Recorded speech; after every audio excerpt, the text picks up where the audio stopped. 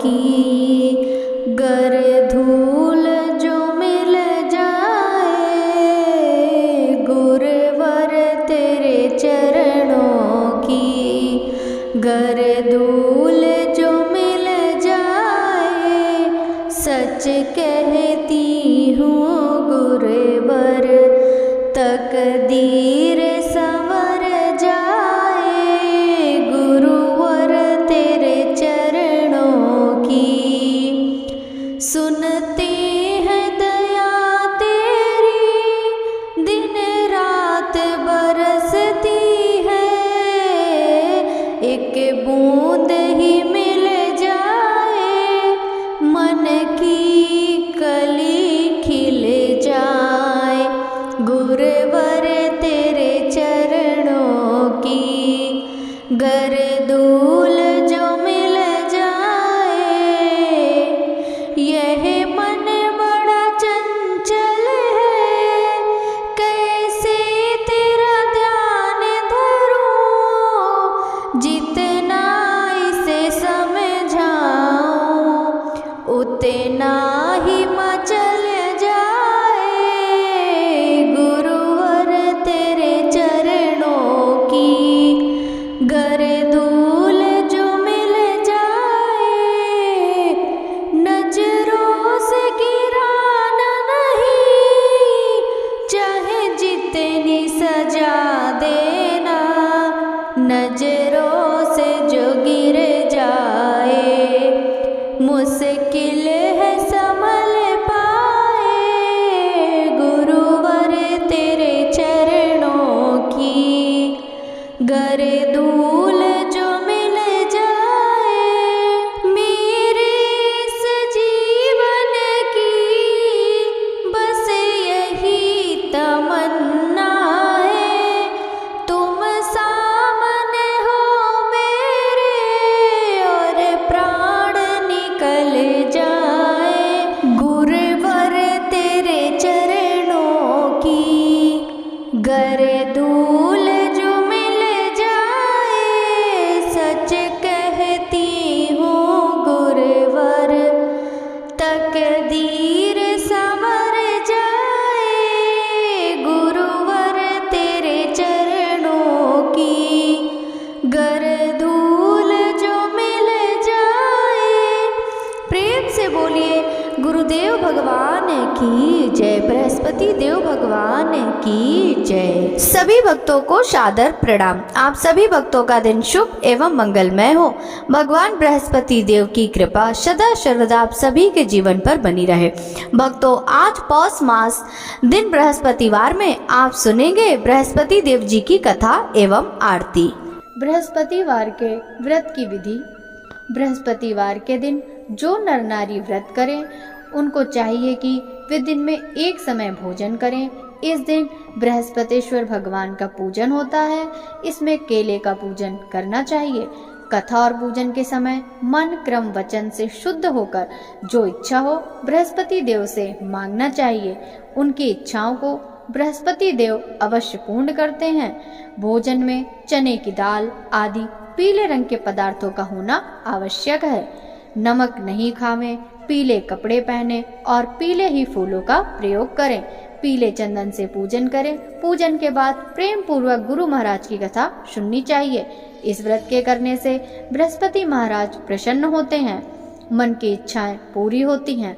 धन, पुत्र, विद्या, इच्छित फलों की प्राप्ति होती है। परिवार में सुख तथा शांति बनी रहती है। इसीलिए यह व्रत स्त्री व पुरुषों के लिए सर्वश्रेष्ठ एवं फलदायक है। बृहस्पतिवार व्रत कथा। प्राचीन समय में विदर्भ देश में चित्रसेन नामक राजा राज्य करता था। वह बड़ा प्रतापी और दानी था। वह नित्य देवालय मंदिर में दर्शन करने जाता और गुरु एवं साधुओं की सेवा किया करता था। उसके दरवाजे में कोई भी निराश होकर नहीं लौटता था। वह प्रत्येक गुरुवार को व्रत रखकर विष्णु भगवान का पूजन करता था। परंतु ये सब बातें रानी को अच्छी नहीं लगती थी।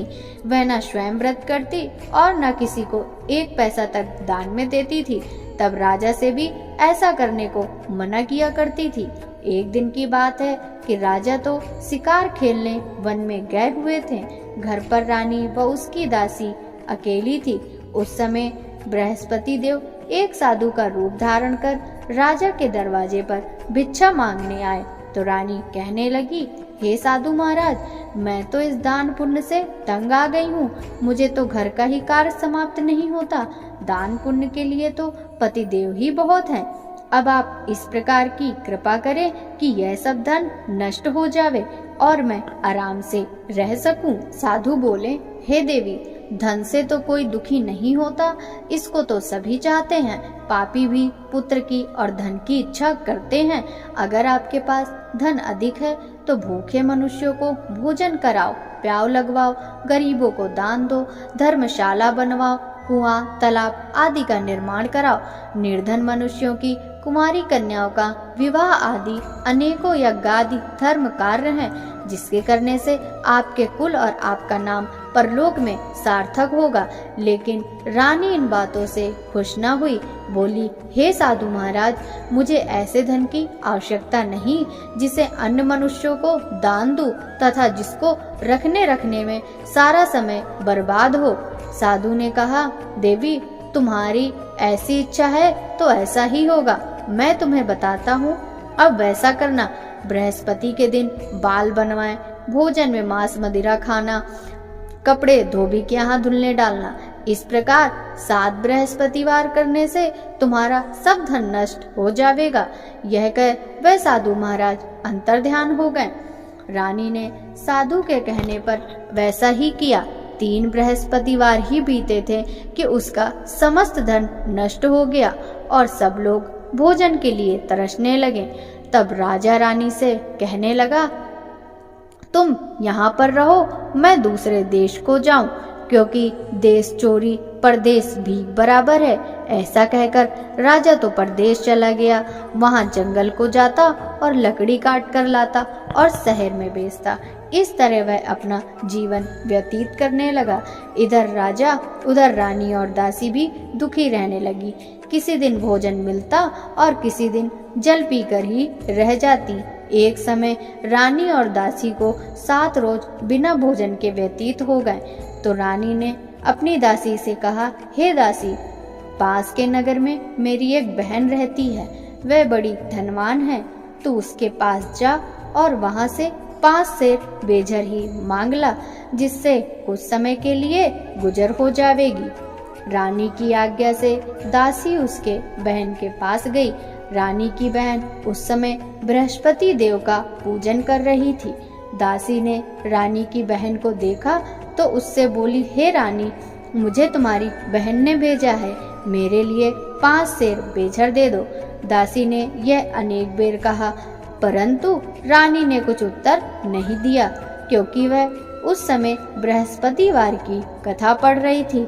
जब बांदी को किसी प्रकार का कोई उत्तर नहीं मिला तो वह बहुत दुखी हुई और लौटकर रानी के पास आकर बोली, हे रानी जी, तुम्हारी बहन तो बड़ी आदमीन है, वह हम छोटे लोगों से बात भी नहीं करती।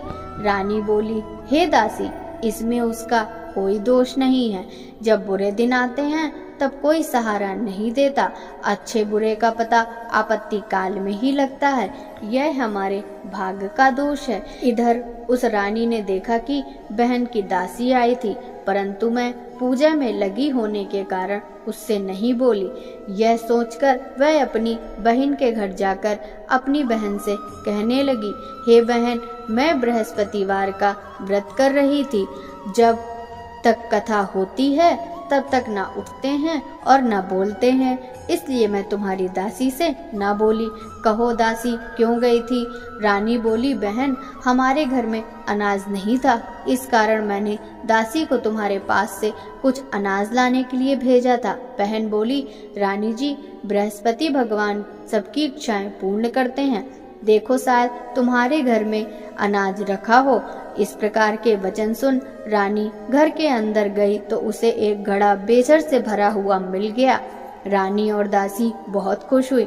दासी कहने लगी, हे रानी जी, देखो, हमको अब जब भोजन नहीं मिलता तो हम हर रोज व्रत करते हैं, अगर इनसे व्रत की विधि और कथा पूछ ली जावे तो हम भी किया करेंगे।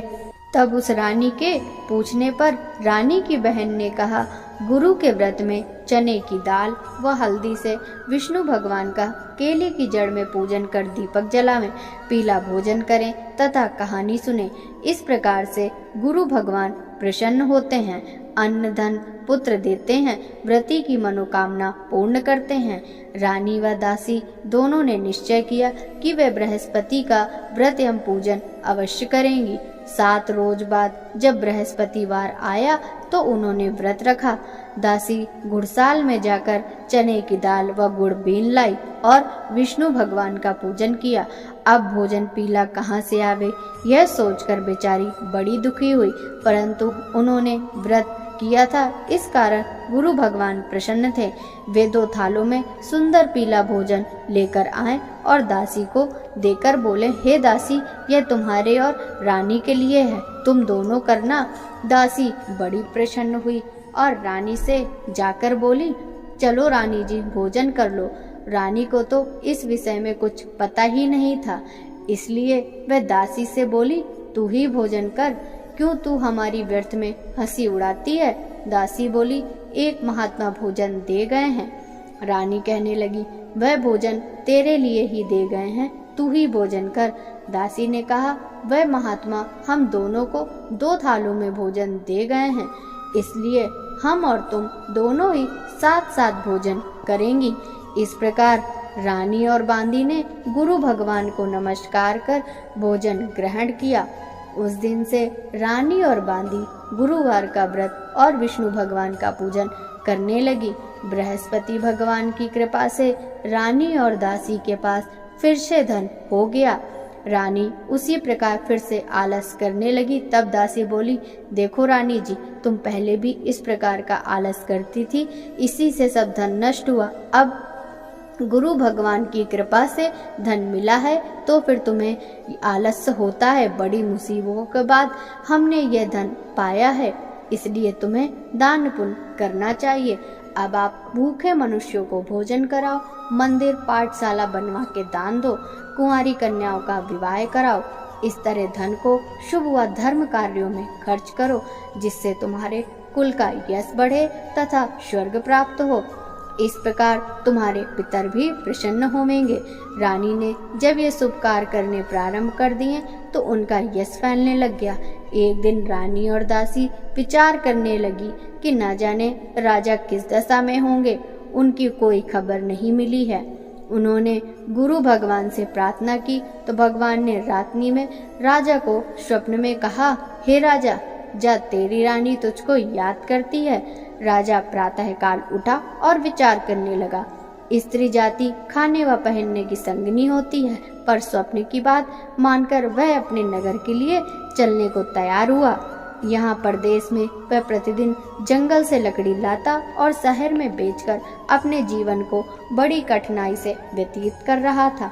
जब वह एक दिन राजा दुखी हो अपनी पुरानी बातों को याद करके रोने लगा, तब उस जंगल में बृहस्पति एक साधु का रूप धारण कर आए और राजा के पास आकर बोले, हे लकड़हारे, तुम इस सुनसान जंगल में किस चिंता में बैठे हो, मुझे बतलाओ। यह सुनकर राजा सजल नेत्रों से साधु की वंदना करते हुए बोला, प्रभु आप तो सब कुछ जानते हो। इतना कहकर राजा ने साधु को अपनी संपूर्ण कहानी सुना दी। महात्मा तो दयालु होते हैं, वे बोले, अब तुम किस बात की चिंता मत करो, भगवान तुम्हें पहले से अधिक धनवान करेंगे। देखो तुम्हारी स्त्री ने गुरुवार का व्रत प्रारंभ कर दिया और तुम भी मेरा कहा मानकर बृहस्पतिवार के दिन व्रत रखकर चने की दाल व गुड़ लोटे में डालकर केले का पूजन किया करो तथा कहा करो, भगवान तुम्हारी सब कामनाओं को पूर्ण करेंगे। साधु को प्रसन्न देख राजा बोला, प्रभु मुझे लकड़ी बेचकर इतना पैसा नहीं मिलता जिससे भोजन करने के बाद कुछ बचा सकूं। मैंने कल रात्रि में अपनी रानी को भी व्याकुल देखा है। मेरे पास कुछ भी नहीं है जिससे उसकी खबर भी मंगा सकूं। फिर मैं कौन सी कहानी कहूं, यह भी मुझको मालूम नहीं है। साधु ने कहा, तुम किसी बात की चिंता मत करो। बृहस्पतिवार के दिन तुम रोजाना की तरह लकड़ियां लेकर शहर जाओ। तुम्हें रोजाना से दुगना धन प्राप्त हो जाएगा, जिससे तुम पेट भर भोजन कर लोगे तथा बृहस्पति देव की पूजा का सामान भी आ जाएगा। बृहस्पति देव की कहानी इसी प्रकार कही जाती है। प्राचीन काल में एक बहुत निर्धन ब्राह्मण रहता था। उसको कोई संतान नहीं थी। उसकी स्त्री बहुत मलिनता के साथ रहती थी। वह न स्नान करती, न किसी देवता का पूजन करती। प्रातः काल उठते ही सर्वप्रथम भोजन करती, बाद में कोई अन्य काम करती। ब्राह्मण देवता बड़े दुखी थे। बेचारे बहुत कुछ कहते, किंतु उसका परिणाम न निकलता। भगवान की कृपा से ब्राह्मण की स्त्री के कन्या रूपी रत्न पैदा हुआ। वह धीरे धीरे बड़ी होने लगी। बालिका प्रातः स्नान करके विष्णु भगवान का जप और गुरुवार का व्रत करने लगी। अपने पूजन को समाप्त कर वह स्कूल जाती। जाते समय मुट्ठी में जौ भर के ले जाती और स्कूल के मार्ग में डालती जाती। वे जौ स्वर्ण के हो जाते, जिन्हें लौटते समय वह बीन कर ले आती थी। एक दिन बालिका सूप में सोने के जौ फटक कर साफ कर रही थी कि उसके पिता ने देख लिया तो कहा, बेटी, सोने के जौ फटकने के लिए सोने का ही सूप होना चाहिए। दूसरे दिन गुरुवार था। कन्या ने व्रत रखा और बृहस्पति देव से प्रार्थना करके कहा, हे प्रभु, मैंने आपकी पूजा सच्चे मन से की है, तो मेरे लिए सोने का सूप भी दो। बृहस्पति देव ने उसकी प्रार्थना स्वीकार कर ली। नित्य की भांति वह जौ डालती हुई पाठशाला गई। तब लौटते में जौ बीन रही थी। बृहस्पति देव की कृपा से वहां सोने का सूप मिला। वह उसे घर ले आई और उससे जौ साफ करने लगी। एक दिन की बात है, वह कन्या सोने के सूप में सोने के जौ फटक रही थी। उसी समय नगर का राजपुत्र वहां से होकर निकला। इस कन्या के रूप में अद्भुत कार्य को देखकर मोहित हो गया। अपने घर जाकर भोजन तथा जल त्याग कर उदास होकर लेट गया। राजा को जब पता लगा तो अपने प्रधानमंत्री के साथ उसके पास गए और बोले, बेटा, तुम्हें किस बात का कष्ट है? किसी ने तुम्हारा अपमान किया है अथवा कोई अन्य कारण हो सो कहो, मैं वही काम करूंगा जिससे तुम्हें प्रसन्नता हो। राजकुमार बोला, मुझे आपकी कृपा से किसी बात का दुख नहीं। मैं तो उस लड़की के साथ विवाह करना चाहता हूँ जो सोने के सूप में सोने के जौ साफ कर रही थी। यह सुन राजा आश्चर्य में पड़ गया और बोला, बेटा, ऐसी कन्या का पता हमें बताओ, मैं उसके साथ तेरा विवाह अवश्य ही करा दूंगा। राजकुमार ने उस लड़की के घर का पता बतलाया तो मंत्री उस लड़की के घर गए और ब्राह्मण से सभी हाल कहा। वह ब्राह्मण अपनी कन्या का विवाह करने के लिए तैयार हो गया।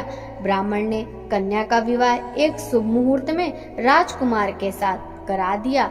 कन्या के घर से जाते ही उस ब्राह्मण के घर में पहले की भांति गरीबी का निवास हो गया। भोजन के लिए भी अन्न बड़ी मुश्किल से जुटता था। एक दिन दुखी होकर ब्राह्मण देवता अपनी पुत्री के पास पहुँचे। बेटी ने पिता की दुखी अवस्था देखी तो बहुत सा धन अपने पिता को दिया। इस तरह उस ब्राह्मण का कुछ समय फिर सुखपूर्वक व्यतीत हुआ। कुछ दिन बाद ब्राह्मण फिर अपनी कन्या के यहाँ गया। लड़की बोली, हे पिताजी, आप माताजी को यहाँ लिवा लाओ, मैं वह विधि बता दूंगी जिससे गरीबी दूर हो जाएगी।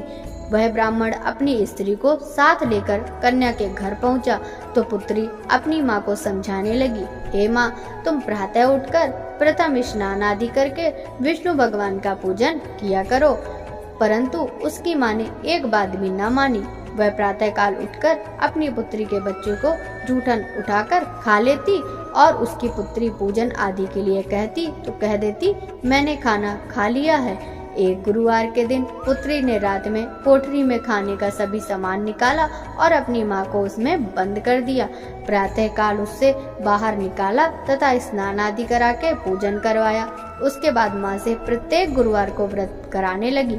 इस व्रत के प्रभाव से उसकी अज्ञानता का नाश हो गया। बृहस्पति देव के प्रभाव से वह अपने पति सहित सुख भोग कर अंत में स्वर्ग को गई। इस तरह कथा सुनाकर साधु देवता वहां से लोप हो गए। धीरे धीरे समय व्यतीत होने पर बृहस्पतिवार का दिन आया। राजा जंगल से लकड़ी काटकर शहर बेचने गया। उसे उस दिन रोज से ज्यादा पैसे मिले। राजा ने चने की दाल आदि लाकर व्रत किया। अब तो सभी क्लेश दूर होने लगे, परंतु एक गुरुवार को वह व्रत करना भूल गया। इस कारण बृहस्पति देव नाराज हो गए। उस दिन वहां के राजा ने विशाल यज्ञ का आयोजन किया था।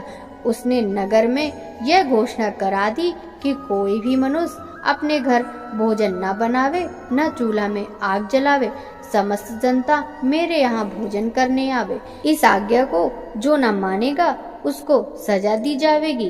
राजा की आज्ञानुसार नगर के सभी लोग भोजन करके चले गए, मगर वह लकड़हारा कुछ देर से पहुंचा, इसलिए राजा उसको अपने साथ महल में लिवा गए। जब वह भोजन कर रहे थे तो रानी की नजर खूंटी पर पड़ी, जिस पर उसका हार लटक रहा था। अब हार वहां नहीं था। रानी ने कहा, मेरा हार इसी मनुष्य ने चुरा लिया है। राजा ने उसको जेल खाने में डलवा दिया। जब राजा जेल खाने में पड़ गया तो विचार करने लगा कि जाने कौन से कर्म से मेरे लिए यह दुख प्राप्त हुआ।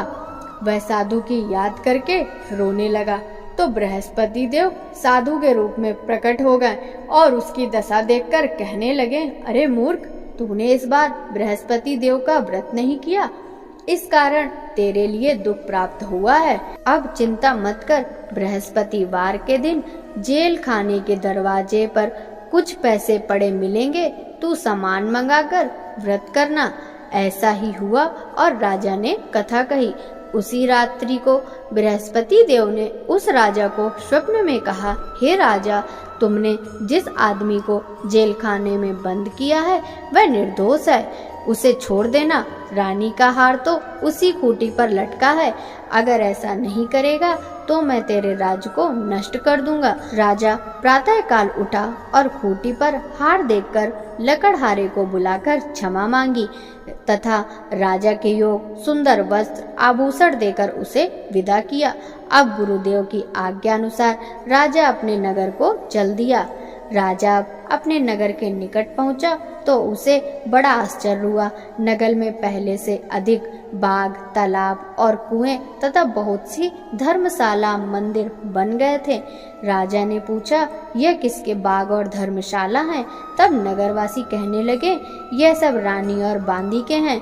राजा को सोच हुआ और गुस्सा भी आया। जब रानी ने यह खबर सुनी कि राजा आ रहे हैं तो उसने बांदी से कहा, हे दासी, देख, राजा हमको कितनी बुरी हालत में छोड़ गए थे, कहीं ऐसी हालत देखकर कुछ संदेह करके लौट नहीं जाए। दासी राजा को अपने साथ लिवा लाई। राजा ने क्रोध करके अपनी तलवार निकाली और रानी से पूछा कि इतना धन तुम्हें कैसे प्राप्त हुआ?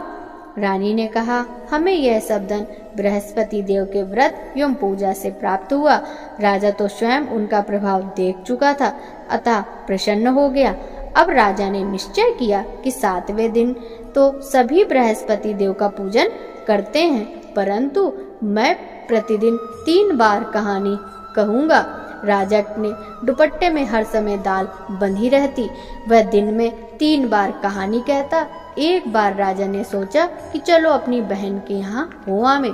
यह सोचकर राजा अपने घोड़े पर सवार हो अपनी बहन के यहाँ चल दिया। मार्ग में उसने देखा कि कुछ आदमी एक मुर्दे को लिए जा रहे हैं। उन्हें रोककर राजा कहने लगा, अरे भैया, मेरी बृहस्पति की कहानी सुन लो। वे बोले, लो, हमारा आदमी मर गया, इसे अपनी कथा की पड़ी। परंतु कुछ आदमी बोले, अच्छा कहो, तुम्हारी कथा हम सुनेंगे। राजा ने दाल निकाली और कथा कही। जब कथा आधी हुई तो मुर्दा हिलने लगा और समाप्त होने पर राम राम करके खड़ा हो गया। आगे मार्ग में एक किसान खेत में हल चलाता मिला। राजा उससे बोला, अरे भैया, मेरी बृहस्पतिवार की कथा सुन लो। किसान बोला, जब तक मैं तेरी कथा सुनूंगा तब तक 4 हरैया न जोत लूंगा। तुम अपनी कथा किसी और को सुनाना। राजा आगे चला, परंतु राजा के हटते ही बैल पछाड़ खाकर गिर गए तथा किसान के पेट में बहुत जोर दर्द होने लगा। उसी समय उसकी माँ रोटी लेकर आई। जब उसने देखा तो अपने पुत्र से हाल पूछा। बेटे ने सभी हाल कह दिया। बुढ़िया दौड़ी दौड़ी उस घुड़सवार के पास आई और बोली, तुम्हारी कथा मैं सुनूंगी, तुम अपनी कथा मेरे खेत पर चलकर कहो। राजा ने बुढ़िया के खेत पर कथा कह दी, जिससे सुनते ही बैल खड़े हो गए तथा किसान के पेट का दर्द दूर हो गया। यहाँ से राजा अपनी बहन के घर जा पहुँचा। बहन ने भाई की मेहमानी की। दूसरे दिन प्रातः राजा जगा तो उसने देखा कि सब लोग भोजन कर रहे हैं। राजा ने अपनी बहन से कहा कि ऐसा कोई मनुष्य नहीं है जिसने भोजन ना किया हो, वह मेरी बृहस्पति की कथा सुन ले। बहन बोली, हे भैया, यहाँ सभी भोजन पहले करते हैं और बाद में अन्य काम करते हैं। अगर कोई पड़ोस में हो तो उसे बुलाकर लाऊं, परंतु वहाँ उसे ऐसा व्यक्ति नहीं मिला जिसने भोजन न किया हो। राजा के फिर से कहने पर वह कुम्हार के घर गई, जिसका लड़का बीमार था। उसे मालूम हुआ कि उसके यहाँ 3 रोज से किसी ने भोजन नहीं किया। रानी ने अपने भाई की कथा सुनने के लिए उनसे कहा। वह तैयार हो गया। राजा ने उसके घर जाकर बृहस्पति की कथा कही, जिसको सुनकर उसका लड़का ठीक हो गया। अब तो सब और राजा और उसके व्रत की प्रशंसा होने लगी। एक दिन राजा ने अपनी बहन से कहा, हे बहन, अब हम अपने घर को जाएंगे, तुम भी तैयार हो जाओ। राजा की बहन ने अपनी सास से कहा। सास बोली, हाँ चली जा, परंतु अपने लड़कों को मत ले जाना, क्योंकि तेरे भाई के संतान नहीं है। बहन ने अपने भैया से कहा, हे भैया, मैं तो चलूंगी, परंतु मेरे साथ कोई बालक नहीं जाएगा। राजा बोला, कोई बालक नहीं जाएगा, तब तुम ही चलकर क्या करोगी? बड़े दुखी मन से राजा अपने नगर को लौटा। राजा ने अपनी रानी से कहा, हम निर्वंशी हैं, हमारा मुंह देखने का धर्म नहीं है। दुखी हो उसने कुछ भोजन आदि भी नहीं किया। रानी बोली, हे प्रभु, बृहस्पति देव ने हमें सब कुछ दिया है, हमें संतान भी अवश्य देंगे। उसी रात को बृहस्पति देव ने राजा को स्वप्न में कहा, हे राजा, अब सोच को त्याग दे, तेरी रानी गर्भ से है। यह सुनकर राजा को बड़ी खुशी हुई। 9वें महीने में उसे पुत्र पैदा हुआ। राजा बोला, हे रानी, स्त्री बिना कहे नहीं रह सकती, इसीलिए मेरी बहन जब बधाई लेकर आवे तो तुम उससे कुछ नहीं कहना। रानी ने सुनकर हाँ कर दी, लेकिन जब राजा की बहन ने यह शुभ समाचार सुना तो बड़ी खुशी से बधाई लेकर भाई के यहाँ आई। तो रानी बोली, मेरी ननंद घोड़ा चढ़कर तो नहीं, गधा चढ़कर आई। राजा की बहन बोली, भाभी, यदि मैं ऐसा न कहती तो तुम्हें संतान कैसे मिलती? बृहस्पति देव ऐसे ही दयालु हैं, अपने भक्तों की मनोकामनाएं पूरी करते हैं। जो सच्चे मन से बृहस्पति देव का व्रत करता एवं कथा पढ़ता है अथवा सुनता है और दूसरों को भी सुनाता है, बृहस्पति देव उसकी सभी इच्छाएं पूर्ण करते हैं। बोलो बृहस्पति देव की जय, विष्णु भगवान की जय। ओम जय बृहस्पति देवा, स्वामी जय बृहस्पति देवा। श्रद्धा भक्ति बढ़ाओ, श्रद्धा भक्ति बढ़ाओ, संतन की सेवा। ओम जय बृहस्पति देवा। पार ब्रह्म परमेश्वर, पार ब्रह्म परमेश्वर, तुम सबके स्वामी। ओम जय बृहस्पति देवा। ज्ञान न जानू, ध्यान न जानू, नित्य करूं सेवा। ओम जय बृहस्पति देवा। तुम बिन गुरुदेव न दूजा, आस करूं जिसकी, प्रभु आस करूं जिसकी। मैं अज्ञान अगोचर, तुम फल के देवा। ओम जय बृहस्पति देवा। पार ब्रह्म परमात्मा, तुम हो प्राणपति, प्रभु तुम हो प्राणपति। दर्श दिखाओ मत तरसाओ चारों फल देवा। ओम जय बृहस्पति देवा। बृहस्पति जी की आरती जो कोई नर गावे, प्रभु जो कोई नर गावे, दर्शन पावे जो ध्यावे, विघ्न कटे देवा। ओम जय बृहस्पति देवा। स्वामी जय बृहस्पति देवा। बोलो विष्णु भगवान की जय।